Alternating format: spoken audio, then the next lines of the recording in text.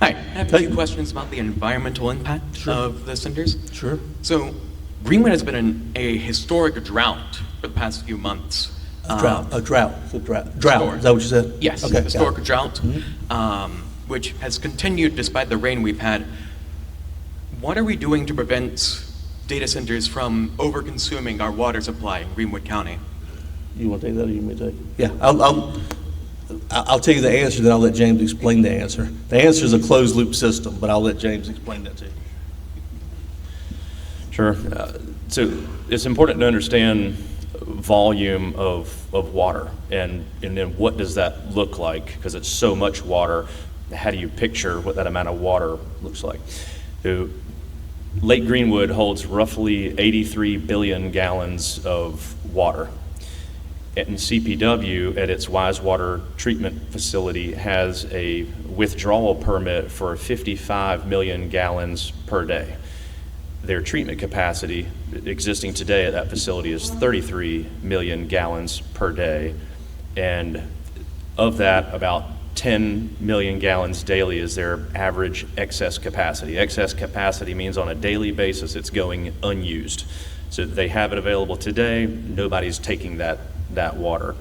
So I think the easy answer is there's 10 million gallons a day available. Drought or no drought, and CPW monitors those conditions because it affects the surface level of the lake. They have daily monitoring and testing for water levels, water quality. So it's something that's happening on a regular basis through their protocols, whether there is a new project or no project, whether that project is, and I'm speaking of industrial scale projects, whether it's a data center, not a data center, any industrial project that I bring to CPW, they've already done their regular analysis of how much water they have available, the quantity and quality, and they're able to respond about their ability to support those projects. And I tell you that for industrial projects, again, data center or not a data center, CPW is responsive and has the capacity to serve most any industrial project.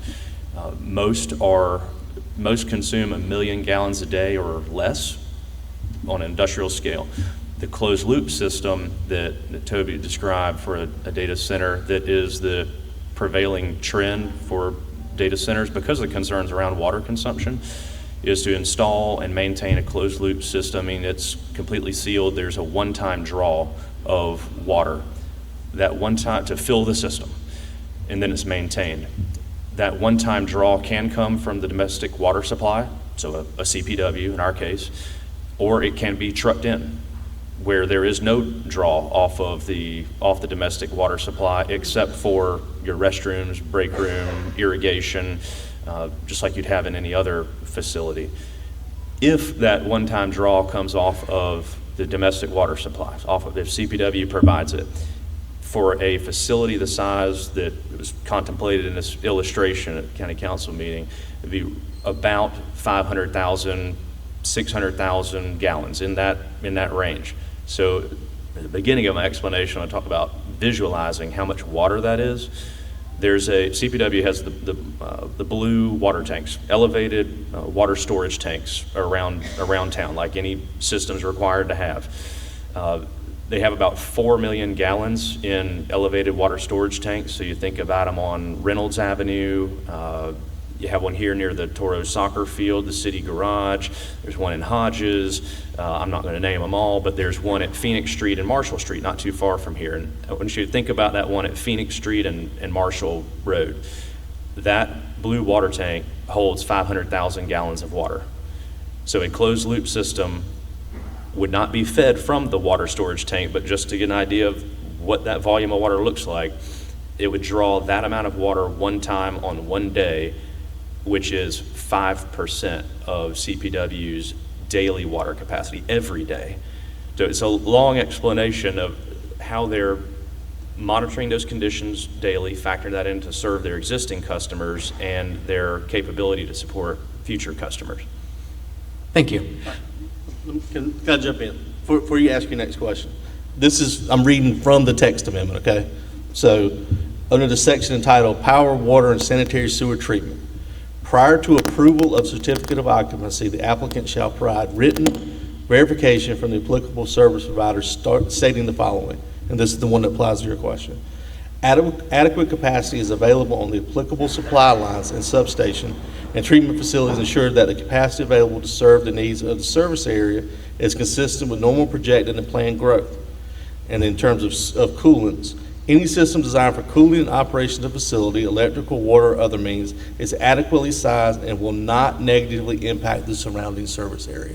So even if they spent, I think we used $5 billion as an example, even if they spent $5 billion and built their facility, they can never occupy it until they can prove that their impact on our water supply will not be negative. So that's the safeguard we put in place for that. Thank you. Sure. I'm glad to hear that. With regards to the size of the site for the data center, you said like 35 acres? Yeah, we've kind of looked at, playing around, because obviously we don't know what it's we don't know what it's going to look like. It could be a box, it could be a rectangle, it could be vertical. So, we've kind of played around with some ideas, and we've had some of our county staff look at it, and we feel like 30, 35, 40, somewhere in that area is probably about as small as you can get one in and meet the requirements in the ordinance. Is there something going to be done to minimize the impact of the habitat loss? I assume they're going to be cutting down, forested areas to make space for this. Let me start, and I'll let James finish up. Not that I'm aware of, honestly, because we don't make that same requirement on any other industry. Like the areas we've cleared out for our industrial park, we didn't go back in and deal with animals that may have been dislocated. So I don't know that we're going to hold them to a standard that we're not holding ourselves in any other industry too, but I'll let. Two-part answer. So the State Department of Environmental Services is the state environmental regulatory agency, and that agency would require any industrial facility to have to submit and review and approve a stormwater management plan and for their land disturbance permit. So before the state issues a land disturbance permit, they're going to require those plans to be submitted, reviewed, and approved by their experts, and that's where the clearing, grading of a site comes in, is that land disturbance plan. So the state handles that. As far as habitat replacement, while there's nothing in the county's proposed zoning amendment regarding habitat replacement, I'd tell you that many of the large-scale data companies have their own sustainability initiatives where they are replacing lost habitat or putting 100% of the power back onto the grid that they consume, or putting back more than 100% of the water that they consume. And just naming off some examples, like Google is one that has the sustainability initiative to replace more water than it consumes. So their campus in Berkeley, South Carolina, puts back, I believe it's 1.25 times. So if they use 100 gallons, they're going to put 125 gallons back into the local water system. Meta is once replacing lost habitat. So there's just some examples of their sustainability initiatives. And I'll tell you that most, if not all, have those as a company policy. One more question about the sound. You said that it's going to be about 60 decibels of sound? For residential, for property that's adjacent to residential, for industry it's 70 decibel, but yes. From what I've heard about other data centers, there's usually this it's called infrasound, where it's like inaudible sound that's carried through the ground, basically vibrations that go out. That's what causes, from what I've heard, a lot of the health issues. Was there any discussion about that type of sound at the county council meeting? Yeah, actually there was. Someone brought up infrasounds, and I'll tell you that the staff and I are looking at some of those questions that were brought up. So we're looking to just try to determine infrasound impacts. Thank you. Yep. Yep.